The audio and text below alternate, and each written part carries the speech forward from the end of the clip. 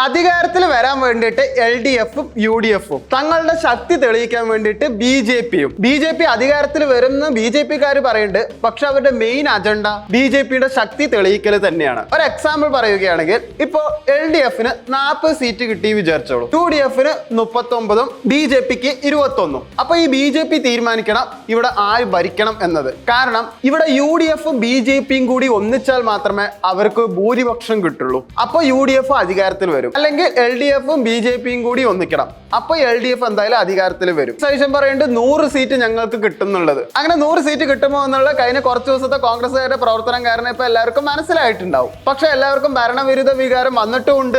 പല സ്ഥലത്തും ത്രികോണ മത്സരമാണ് ഇപ്പൊ നടന്നിരിക്കുന്നത്. അതുകൊണ്ട് ഇപ്രാവശ്യത്തെ പ്രൊഡിക്ഷൻ വളരെ പ്രശ്നമാണ്. അതുകൊണ്ട് ഇവിടെ BJPയിൽ ജയിക്കുന്ന ആൾക്കാരായിരിക്കും കൂടുതലും ഭരണം ആര് നടത്തണം എന്ന് തീരുമാനിക്കേണ്ടി വരിക. താമര എവിടെയും വിരിയില്ല എന്ന് ഇപ്പൊ ആർക്കും പറയാൻ പറ്റാത്ത അവസ്ഥയായി. കാരണം എങ്ങനെ പോയാലും അവരൊരു 5-6 സീറ്റ് എന്തായാലും പിടിച്ചിരിക്കും. അങ്ങനെ അല്ലെങ്കിൽ 40 സീറ്റിന് മുകളിലെങ്കിൽ LDFന് കിട്ടണം. അങ്ങനെയാണെങ്കിൽ തുടർ ഭരണം നടക്കുകയും ചെയ്യും. BJP എന്തായാലും ഭൂരിപക്ഷത്തിന് വരില്ല എന്നുള്ളത് പരസ്യമായിട്ടുള്ള ഒരു രഹസ്യമാണ്. BJP ജയിക്കില്ല എന്ന് അറിഞ്ഞിട്ടും ജനങ്ങൾ BJPക്ക് വോട്ട് കൊടുക്കാനുള്ള സാധ്യത വളരെ കൂടുതലാണ്. അപ്പോ ഈ സാധ്യത LDFനും UDFനും നല്ല രീതിയിൽ തന്നെ ബാധിക്കും. ശതമാനം എന്തായാലും രണ്ട് പാർട്ടിക്കാർക്കും കുറയും. സാധാരണ ജനങ്ങളുടെ മനസ്സിൽ എന്താണെന്നുള്ളത് ഇപ്പൊ എല്ലാവർക്കും അറിയാം. അങ്ങനെ ഈ ജനങ്ങളുടെ ആഗ്രഹം നടക്കണമെങ്കിൽ ഇതിൽ ഏതെങ്കിലും രണ്ട് പാർട്ടിക്കാർ എന്തായാലും സഖ്യം ചേർന്നേ പറ്റുകയുള്ളൂ. എന്നാൽ മാത്രമേ അവർക്ക് ഭരണം കിട്ടുകയുള്ളൂ.